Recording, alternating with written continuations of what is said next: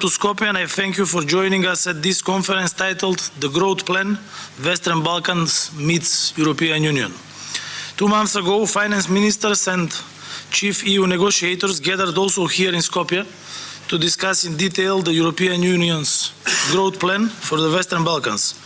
This plan as a multifaceted instrument goes beyond economic strategies.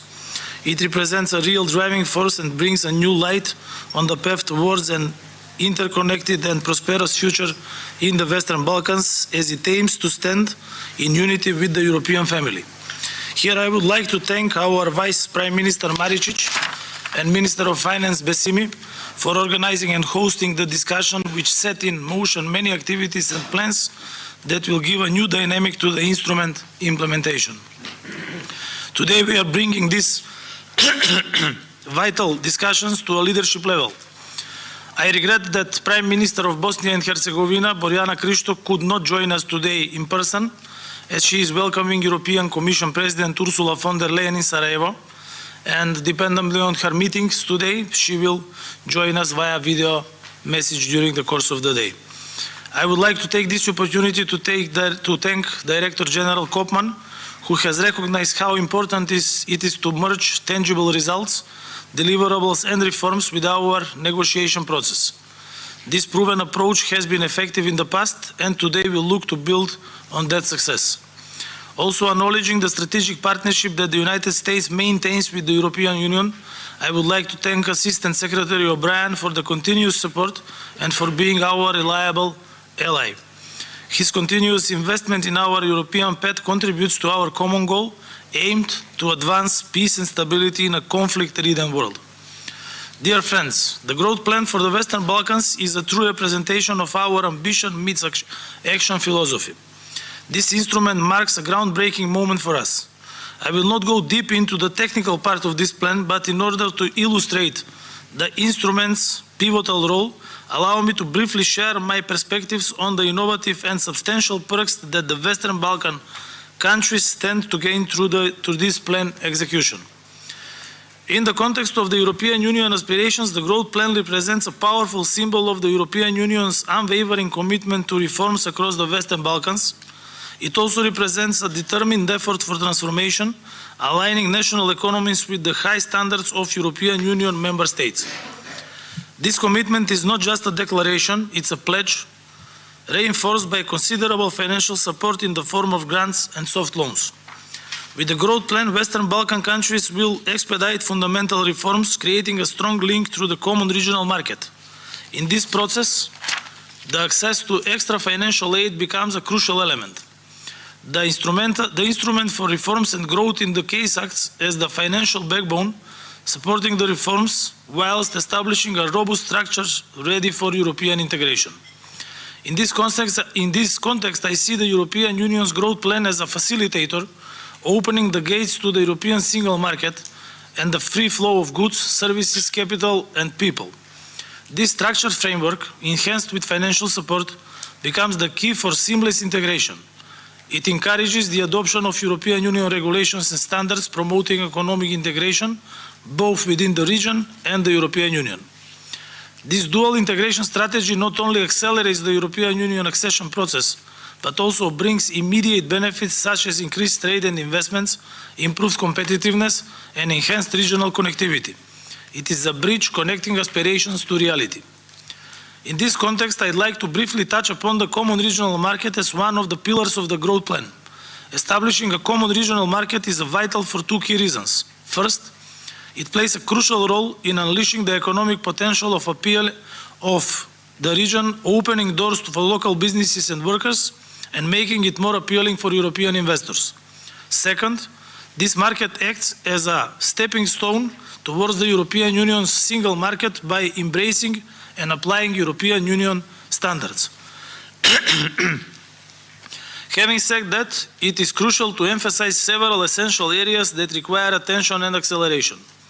These include trade facilitation, reduction of non-tariff measures, opening up the service sector, particularly the e-commerce, and facilitating the movement of workers throughout mutual recognition of qualifications.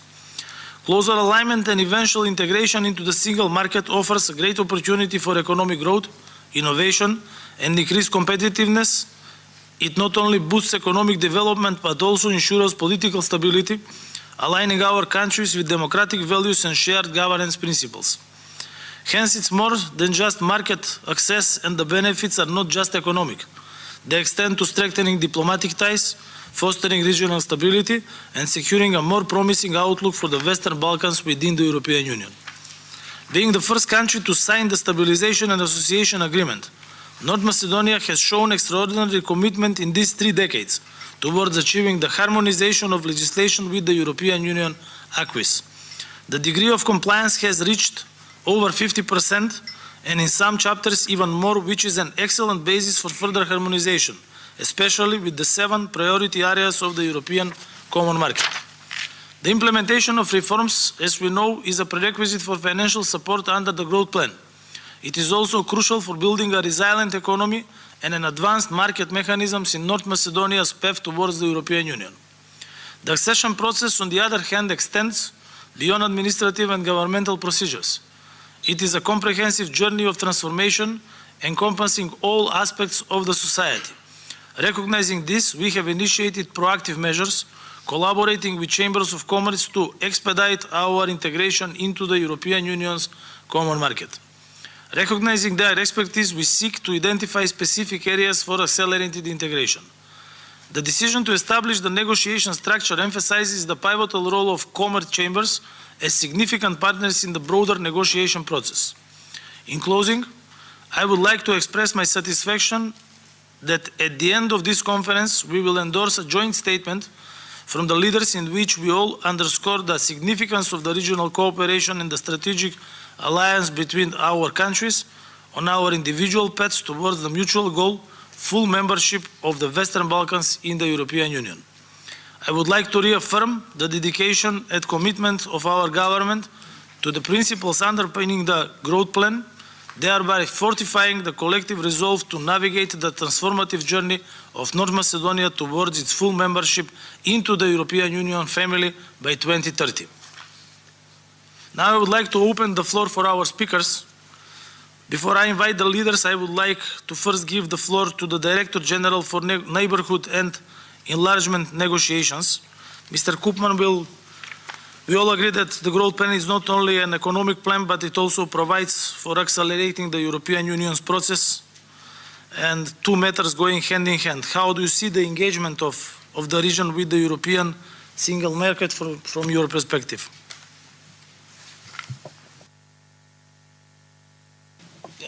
Prime Minister, leaders, dear colleagues, thank you very, very much indeed for having us here, but more importantly, for organizing this event, hot on the heels of another event you launched not long ago on the growth plan, which I think demonstrates your keen interest and resolve in moving this forward.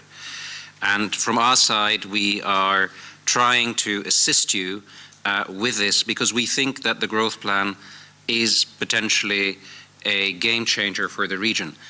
In essence, the underlying logic is that the growth plan could address the persistent lack of convergence that marks the region, unfortunately, and could therefore accelerate a movement to the EU, therefore also significantly boosting the accession process as such.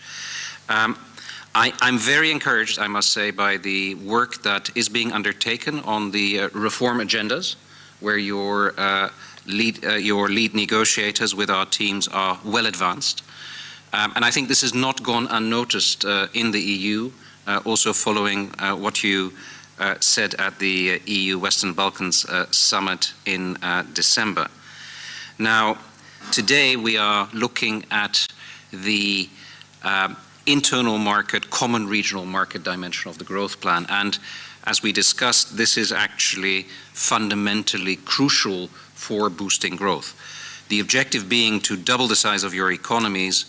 The lesson from previous enlargements is that this is generated through trade and the internal market. This is what really moves the cursor.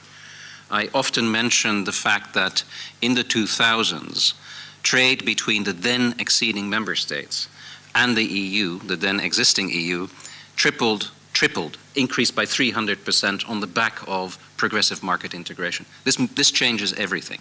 And that's really what this growth plan is about. Now, it means hard work because getting into the internal market is about the nuts and bolts. And therefore, from our side, we are rolling up our sleeves to assist you. I'm very encouraged by your personal commitment to it. It will only happen if the governments in the region really make this a top priority and ensure that the changes are necessary.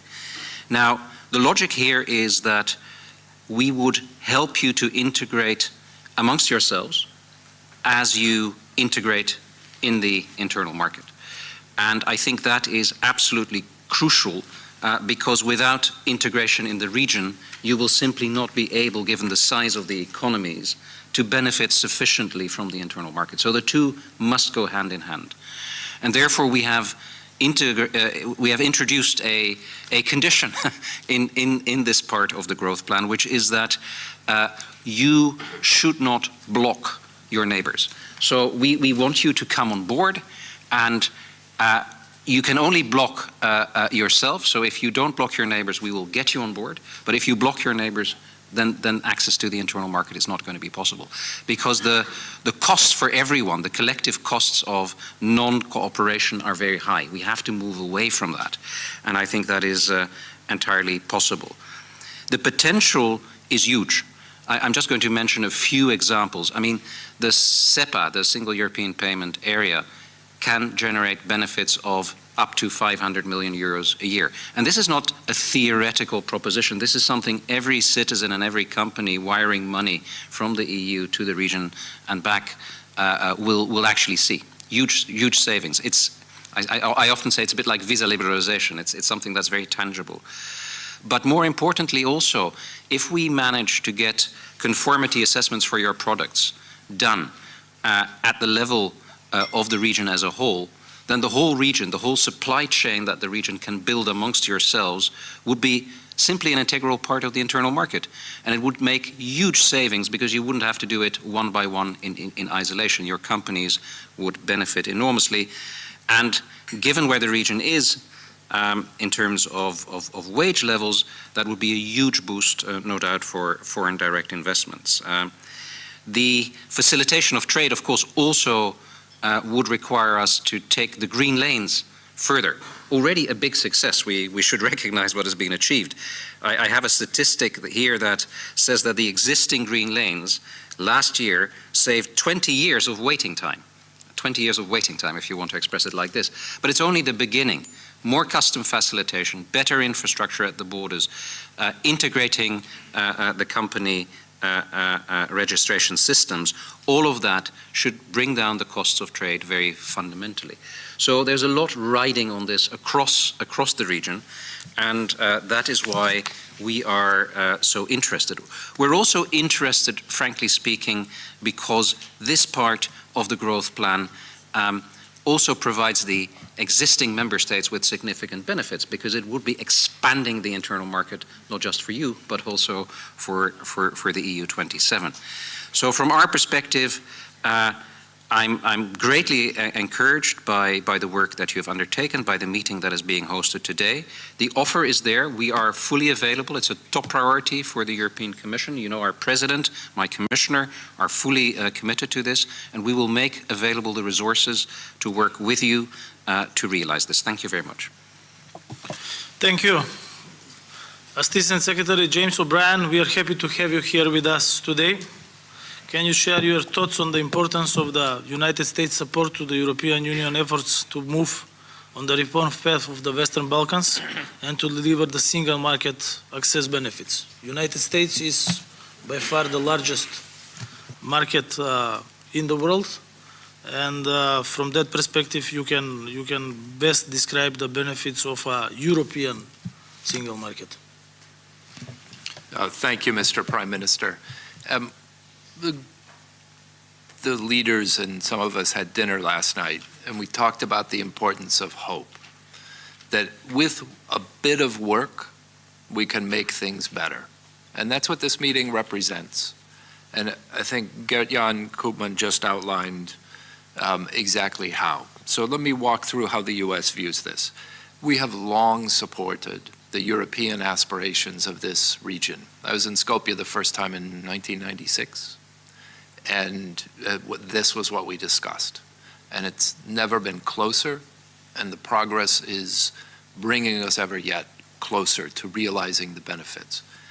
It's also a matter of hope because the European Union keeps innovating.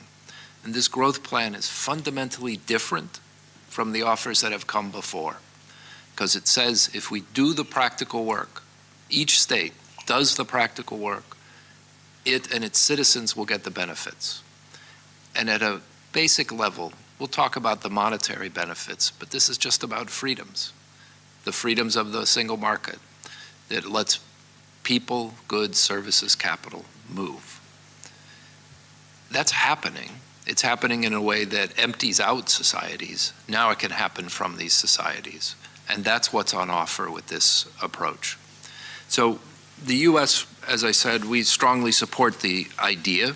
We spend in the region on assistance something like $200 million, a little less a year. My colleague Erin McKee from the Agency for International Development is in charge of much of that work. And will remain committed as part of it. But now we're very focused on bringing the region into the single market as a piece of that. So what in practical terms are we going to decide to do today? The first, we'll begin identifying specific initiatives that will be visible to businesses and citizens across the region. So Gert-Jan mentioned a couple of them. The single European payment area, it's 500 million euro a year once it's put in place. What it means for each individual, it probably is a saving of 5%, give or take 1% or 2%, every time money's transferred in and out of the region. That's a pretty substantial improvement in people's pockets right away. Secondly, the green lanes. So when we first began to look at this issue a few years ago, the most recent studies showed that trucks spent more than 80% of their time waiting at the borders across the Western Balkans.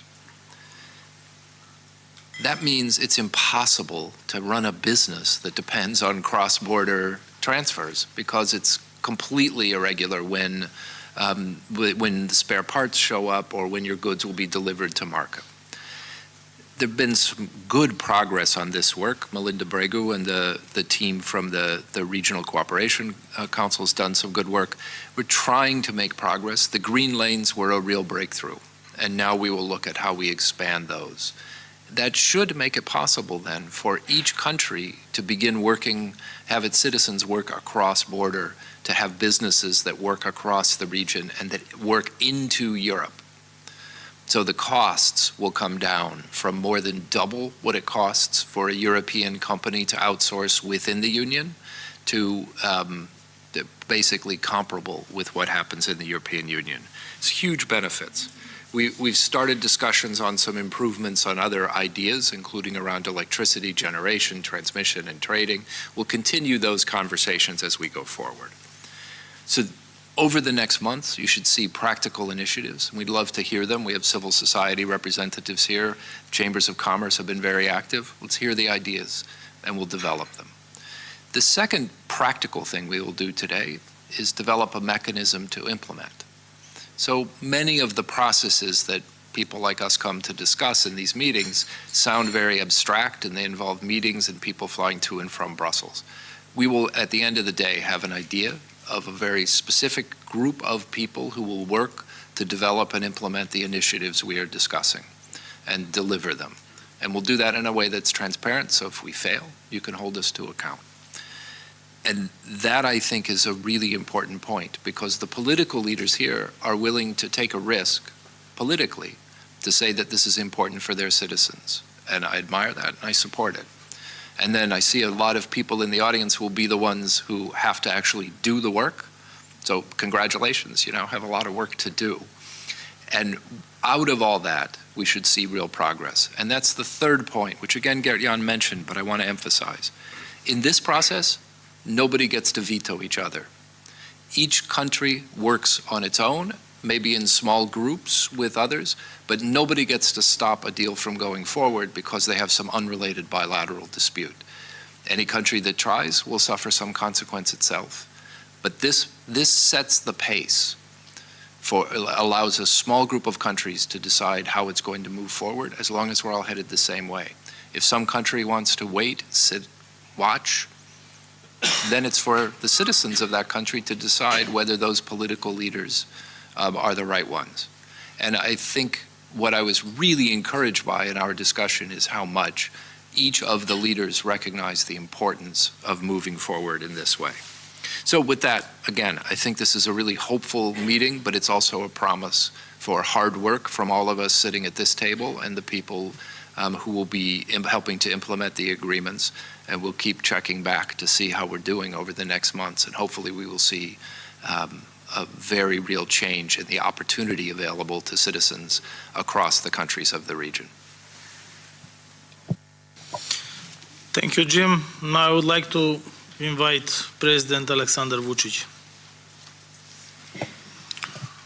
Thank you very much. Thanks a lot for your great hospitality, Dimitar, and many thanks to all the other participants. We have just heard from Mr. Kopman and O'Brien everything that we needed to know, and I'm not going to take a lot of your time. Just wanted to say that I don't see real political risk on any of the participants here apart from us. But anyway, it's something that we see as a great initiative, and I'll tell you why. For us, it's more important green lanes than single European payment area, which is also important. I'm not neglecting or underestimating the importance of SEPA, but for us, green lanes are of an utmost importance, and also that will be very helpful in creating a better business environment for our people, but also for all the others that would like to invest into this region. And speaking about common regional market, we'll be fully open for all the ideas, ready to deliver on it, and I believe that we'll be able to do so. And I have a big plea for all of you from regional organizations and from European Union to be helpful to us on some issues, because we'll have to resolve some difficult problems that we'll face with. And you know that we have to align ourselves, speaking about economic measures, subsidy policies and everything else before we enter European Union, not before we enter single European market, which means that if there are some measures already taken by the countries or entities, whatever, it's let's say if we want to incentivize companies that are investing into Serbia, we cannot oblige ourselves that we are going to stop before 2025 or 2026, because we don't know whether we're going to be a part of European Union. Okay, we know that we are not going to be a part of European Union in these years, and we cannot shoot our own leg. And these are the issues that we'll have to raise. And many thanks if you'll get more understandings from this part of our job, because I don't believe that we are going to make or will have any type of political problems stopping someone or making some other type of measures against anyone. I believe these are the issues that we'll have to discuss and to resolve as soon as possible. Everything else is good, because I think connecting the region, as we did, let's say, in an open Balkan regarding working licenses, and if we sign this protocol, that will be the great news for the people in 3 countries. And this is what we can do in an entire Balkan, and this would be the good news for the people. And it's good that we have been discussing so far economy and people. That is something that I believe that we can always find a common denominator, which is good. Thank you, and sorry that I took a lot of your time. Thank you, President Vučić, and I would like to ask Prime Minister Rama on his opinion about the growth plan and whether it is the right offer at the right time for the EU and the Western Balkans to get closer. Thank you, Dimitar, and I want to especially thank the U.S. Assistant Secretary, our friend, I might say, Jim O'Brien, for joining us, and by doing so for underlining the importance that the initiative has, not just for our countries, but for the stability, peace, and prosperity of this region. And in the same time, I want to thank, not diplomatically, but wholeheartedly, Gert Koopman, not Koopman, Koopman. Understand? It's Koopman, because he's Dutch, he's not Brit. For having been so keen to push this process, and we were just recalling that a year ago he had to face in Tirana kind of edge of melancholy on my side vis-à-vis the European Union, and so he was very much patient to listen to what has been in fact our main frustration. The fact that the process of integration has been so far, you get all if you become a member, but you get nothing until you become a member. And when I say nothing, I'm not gonna say that the peanuts we are getting from IPA are not relevant. But I'm saying that the gap between what the member states get from being part of the EU and what we get is devastating. And as a matter of fact, all the convergence efforts are just pathetic. This is the fact. So one of our neighbor countries, you name it, that is part of the EU, gets from the EU every year 4,000 and some €100 per citizen from the EU, out of the budget. And we here, we get €123 per citizen. This is the gap. I know we deserve it because we are not the best guys you can find in Europe, but still. And so since a year things have developed, and we are at this point in time with something that is huge. It's huge.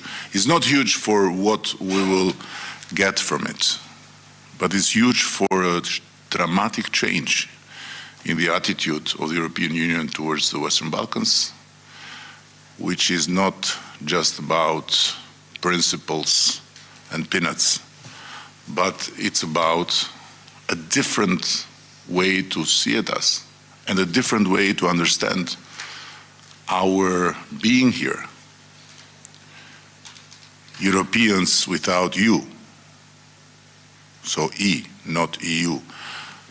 Important, very important for us. And I would say that in the meantime, this is incredibly challenging, but also incredibly beneficial if we really want to become part of this family. And when I say really want, I mean when you really want something, you are ready to make sacrifices. You are ready to give something from yourself and not just play the winner takes all thing that we have seen all these years around us. So it's a test of maturity for us. big test of maturity, and we have to pass it. And it's also a moment in time that I want to underline and to raise, as a matter of fact, just a question. Can you imagine how, in what a much better place we would have been today if we would have been much more serious in the regional integration, if we had been much more serious in dealing with the real stuff that was supposed to be the case when Berlin process started. But Berlin process is a process that it's one day of the year with a year in between and then another day. That's why we also launched the Open Balkans. It was kind of a target for daily politics. It was a target for power games, not just within the region, but also in Europe. But in fact, what we did, we tried to push an agenda of agreements that is part of this growth plan and single market. This is it. And when I was saying that while we have to wait, it's not in our hands only, that EU gets us in. Let's get each other in. Everyone is saying, no, no, no. And we even heard, I even heard from a very distinguished professor, former Prime Minister of Montenegro, who said to me, we cannot join this process of signing deals with you because we'll join EU in 2022. It's true. I'm not, he said to me. And I was so impressed, and I said, come on, you join first in this, and then if you join EU, we shut down all our countries and we join Montenegro. So we entered 2024, and I'm not informed that Montenegro is in EU. Maybe it has happened. So to cut it short now, because I am very, very encouraged and very energized by this, and you know, being energized by a concrete EU step is something historic. It's historic. It's something dramatic. So forgive my enthusiasm and my optimism. I'm not stupid, I tell you, but it's really a good reason to be optimistic today after having had a dinner last night, you know, and having had a dinner where suddenly we realized that, you know, we can have a civilized conversation and we can think about economy and people without getting history in the middle of two meals. And it sounded much better, the food, which in Macedonia is not very easy. So, sorry, Dimitar, but you know, when it comes to food, you have to accept that you are not the best in the region.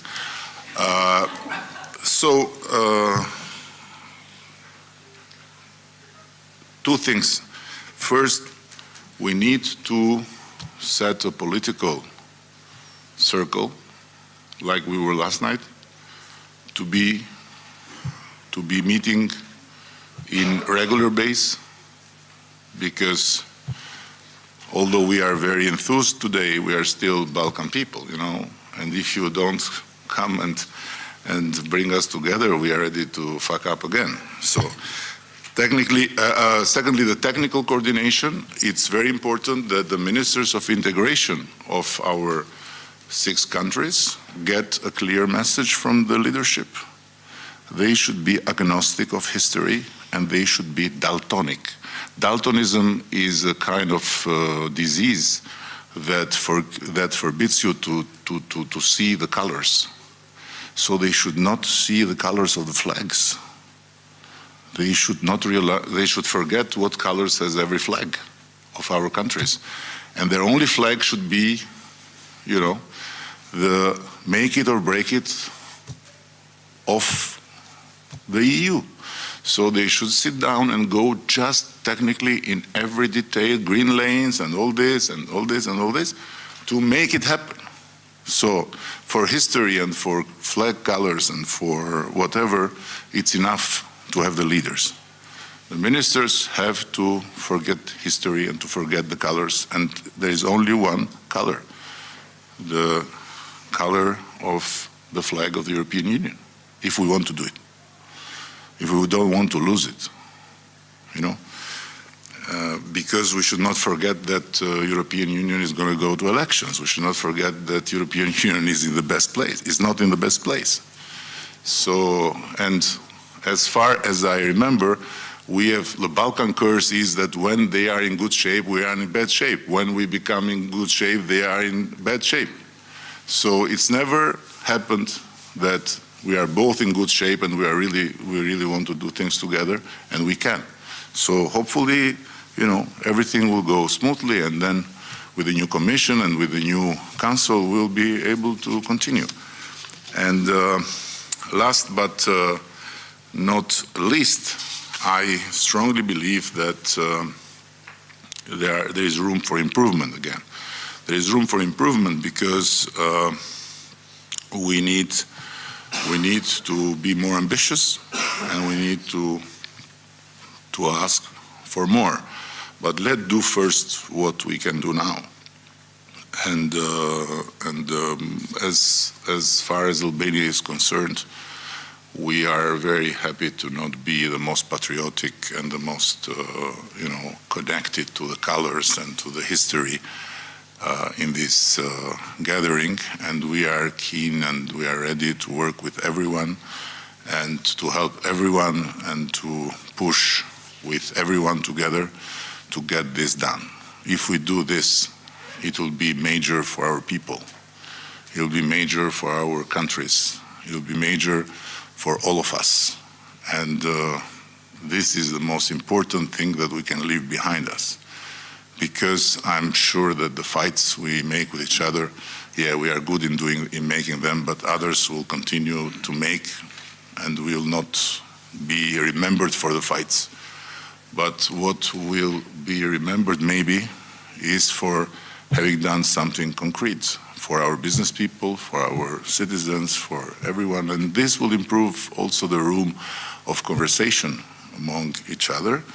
So let's start, dear Gert Kopman, with telling our Bosnian friends that they have to ratify the decision of allowing the citizens of Kosovo to move freely.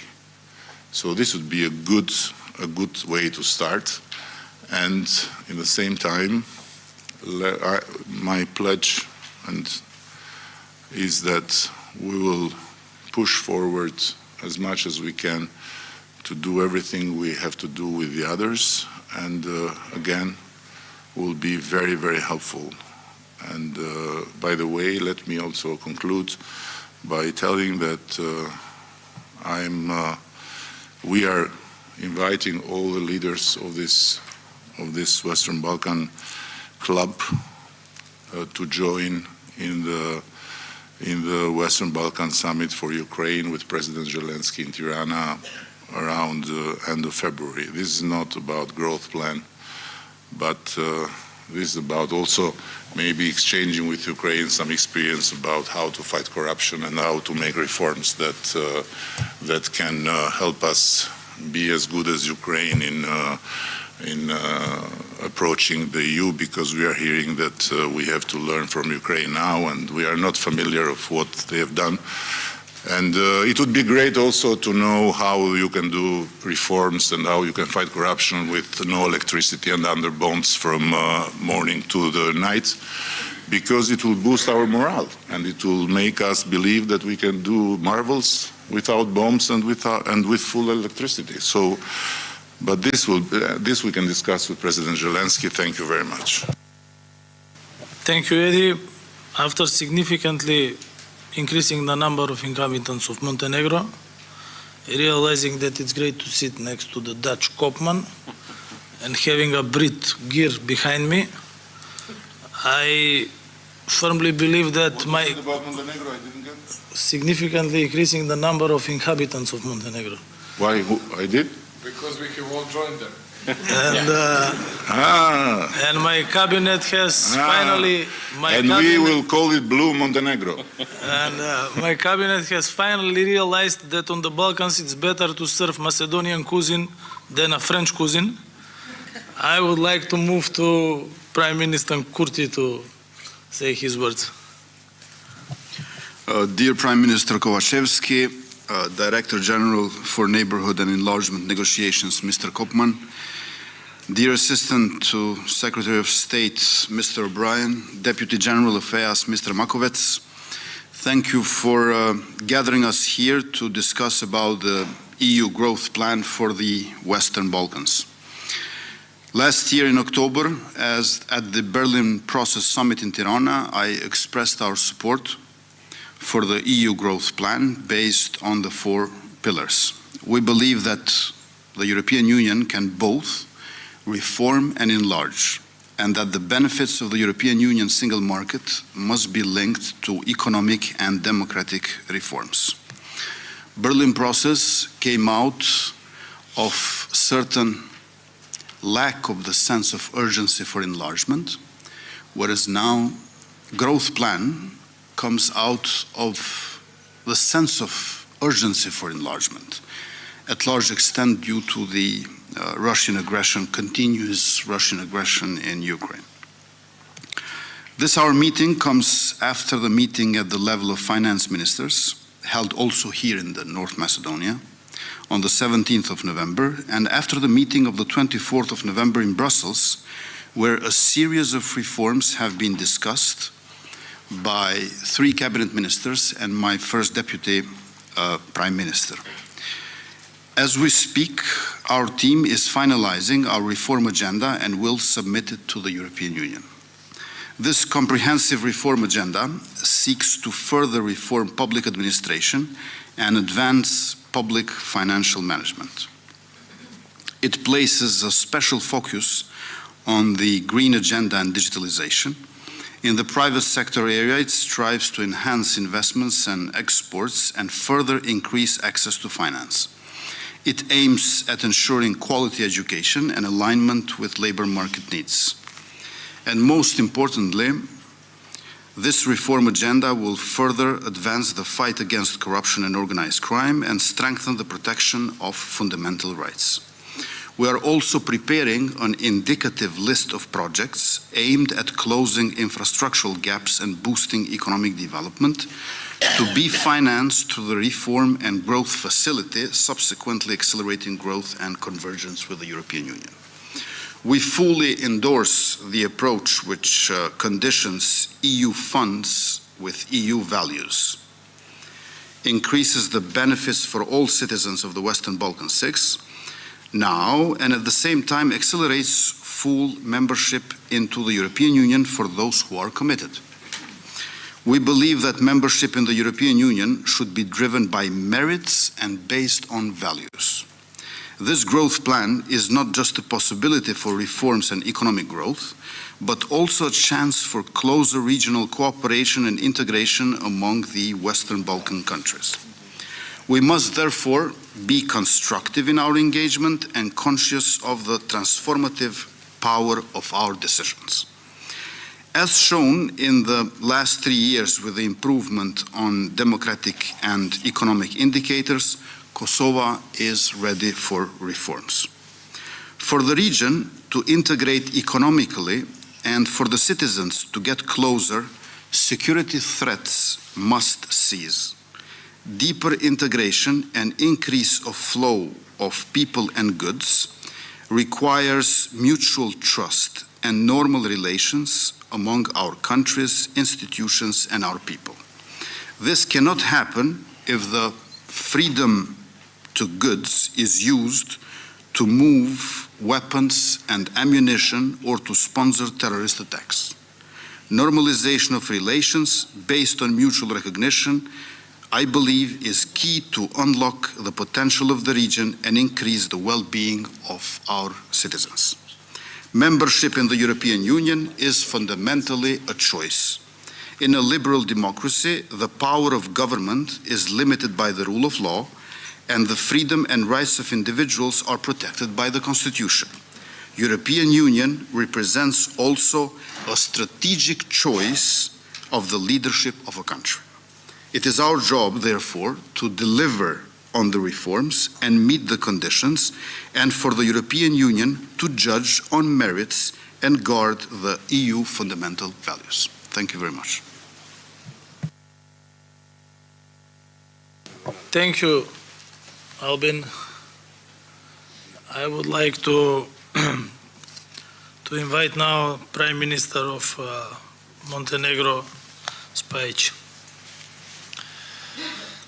Dear ladies and gentlemen, dear colleagues, thank you for the invitation and gathering here today to discuss the very important topic of growth plan for Western Balkans, the future of common regional market and integration with the European single market. As well as I wanted to reiterate our readiness to further our vision of you joining Montenegro and becoming a Piedmont of the Western Balkans. So I want to say that that vision is still alive, and it's we are still very much in line with that. As the whole region progresses in terms of EU accession process, it is crucial at this point to recognize that the final objective of EU membership is not just to be formally part of EU community, but to achieve deep economic integration, which is the most important. To provide to our citizens very visible economic benefits and empower them economically, at least at the level of EU average. So at least at that level. The private sector, when I was in Davos, I had an opportunity to meet 52 leaders from the private sector. And I think all of us here are here to serve our citizens, but also to engage the private sector and see how can we help private sector move in and do more business within the region. It's critical that the EU's private sector take a look at us. And you know, if I was like trying to come up with what kind of clues the EU businesses are interested in and what's stopping them and what's preventing them from being more engaged with the region. So the biggest concern is the true opportunity for all of us to join EU. And you know, they say that we see a lot of political messages from EU, we see a lot of talk, but we want to see EU walking the walk. They want to see the money coming into the region from the EU. So they want to see the real development of the region, and they want to see more engagement from the EU. And I think the EU growth plan is exactly that. And it's a really big opportunity for all of us. Not only to, you know, all of us, like fiscally, I think we are in pretty good, okay shape, and I think all of us can be an example maybe to some of the EU member states as well in terms of the fiscal discipline. But in much more profound way, I think EU growth plan is a big signal to EU businesses to invest and to engage our countries. And it's a signal that this region will for sure be part of the big market, big EU market, because it's not the same thing if you invest in Montenegro, for example, and if you have uncertainty if your market is going to be 500,000 people or 500 million people. You know, it's 1000x difference. So as any business, obviously, they need to know, is this going to be 500,000 or 500 million? And less uncertainty they have, more willingness they would have to in investing in Montenegro and all of our countries. So everything that connects us closer to EU, such as SEPA, such as common regional market, that is completely in line with EU rules and regulations and is a step forward. The EU's common market we are definitely supporting, and we as a country will do our utmost at every level, political, technical, parliament, will do whatever it takes to get us and the whole region as close to EU as possible. I think it's really the time that there is a lot of interest in the region from the businesses around the EU, but as I say, we need to encourage them. We need to send the message of togetherness In Montenegro, we have Serbs, we have Albanians, we have Bosniaks, we have Croats. We are lacking a little bit Macedonians, so you guys have to work on that. Maybe after you join Montenegro, so you'll be part of the game. So I think we understand the market, the regional market very well. We want to engage with all of the countries. We want to be good neighbors. We want to help everybody. We want to increase the economic ties. We need to increase infrastructure links. You know, I was telling that Montenegro is in the heart of Montenegro. All of us, we are in the heart of Europe, but actually we are not really connected to Europe as much. And infrastructure is something that is lacking, really lacking. Sometimes we hear from our Western friends that, oh, highways are not needed and highways are not really important. But you know, I think some people forget how Germany or how France has developed. Germany has developed not because of the car industry, but because it built highways first, immediately after the Second World War. Because it repaired its airports, because it repaired its railway system, because it has a fantastic connectivity within the country and with the other countries. And this is what we need to build, really need to build. Yes, CO2 emissions. Let's see how can we work around that. Let's see how can we introduce more electric cars, how can we incentivize people to go hybrid, to do all of these things. But physical connectivity in the region is a big problem, and it's a big bottleneck for all of us. Of course, the borders, waiting at the borders is another problem, but that's something that we can solve even within our own in bilateral relationships. So, of course, EU has to be there to ensure that that these bilateral agreements absolutely they're 100% in line with the EU standard and everything else. But we want to do the homework ourselves as well. We don't want to be waiting and hoping that the best comes to us. We want to be proactive. We want to. I told my ministers and I told everybody in the government and in the parliament. We say one thing, then the European Commission says, oh, that's not good. And that's usually, in most of the cases, that's where the conversation stops. No, that's where the conversation has to start. And then we have to iron out all the details why something is possible or is not possible, and to understand each other better. Because when I personally went into the details of most of these problematic issues, or things that we are negotiating on with the EU or with anybody else, actually you realize that most of the time this is misunderstanding of what we are trying to achieve or what EU wants. So I think we need even more communication with EU, and deeper and more engagement. So eventually, I think what it again comes down to is that we have to do our part of the deal as well. We as Montenegrins, I think we are pushing very hard since the formation of the new government and new majority. I think you can see the new wave and new political will that definitely exists now, new technical capability that maybe didn't exist until recently. So we are ready to push forward as fast as possible, but we are also ready to engage with our neighbors and help if we can, or and also be very constructive on all the topics that we are discussing here in the future. Thank you. Thank you, Miki. And as I mentioned at the beginning, Prime Minister of Bosnia and Herzegovina, Borjana Krišto, could not join us today in person, so let us see her video address.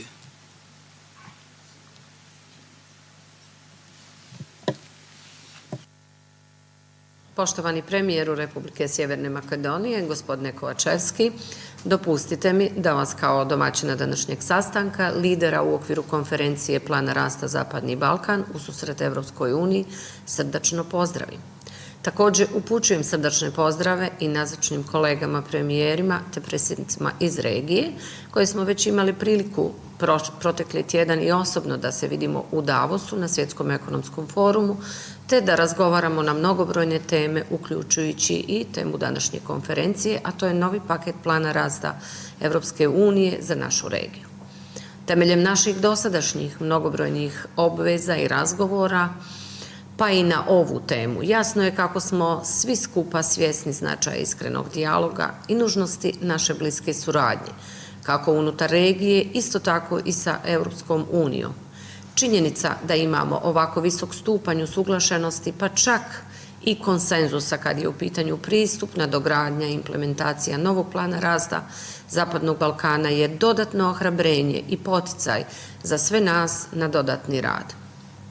Budućnost naše regije ovisi primarno o našoj spremnosti da nastavimo suradnju koja će omogućiti da pronalazimo kompromise za trajna i održiva rješenja. U vremenu koje dolazi ispred nas, svakako je dobro da svi skupa ovo vidimo i kao povijesnu priliku koja će omogućiti unapređenje naših domaćih ekonomija, te kao alat koji će nam pomoći u procesu bržeg pristupanja Evropskoj uniji, što je nama u Bosni i Hercegovini od iznimnog značaja dok očekujemo žurno otvaranje pregovora. Poštovani kolege, uz ispriku što nisam s vama u Skopju, jer smo mi u Bosni i Hercegovini, danas i sutra domaćini predsjednice Evropske komisije, gospođi Ursuli von der Leyen, kao i premijerima Republike Hrvatske, gospodinu Plenkoviću i Nizozemske, gospodinu Ruteu. Od srca vas iskreno pozdravljam s uvjerenjem da će se naša dosadašnja dobra, kvalitetna i na budućnost usmjerena suradnja nastaviti i u razdoblju koje je pred nama. Hvala vam. I would like to close this session with the views from Director Marko Makovec, who is here today on behalf of Vice President of the Commission Borrell. Marko knows our region very well and at the same time is a firm believer that enlargement exists to make the European Union stronger. What role do you see for the growth plan on this road, dear Marko? Thank you very much, Mr. Prime Minister, first of all, for the invitation and for hosting this extremely important event. I don't need to add much more than you have already described in your intervention or appointment, but I just wanted to flag a couple of things. The enlargement process remains one of the most successful and powerful policies of the European Union, especially because of its transformative power. And this transformative power is also something that is driving the growth plan. And I'm, first of all, very happy to hear strong commitment, and I welcome it, strong commitment and determination of everybody here to work on the growth plan, which is the offer that EU has prepared in order to accelerate the integration of the region into the EU. But in order to achieve this, in order to access or to grant the access to the single market, we first need to work on opening the access of your markets to your neighbors. This is the precondition or the first step, and this is why the regional economic market is so important, and this is why we fully support the growth plan and especially the economic and regional cooperation of the region. I will not repeat the figures, how much GDP can this accumulate. It also has a very important political consideration. It is that the region will start to trade among themselves more, and this will benefit to all their citizens. The second thing that I also like to mention is the fact that politically, it needs to, this initiative will also give a boost of political transformation and will help share the EU values in the region, something that is per se the main and the core of the enlargement process.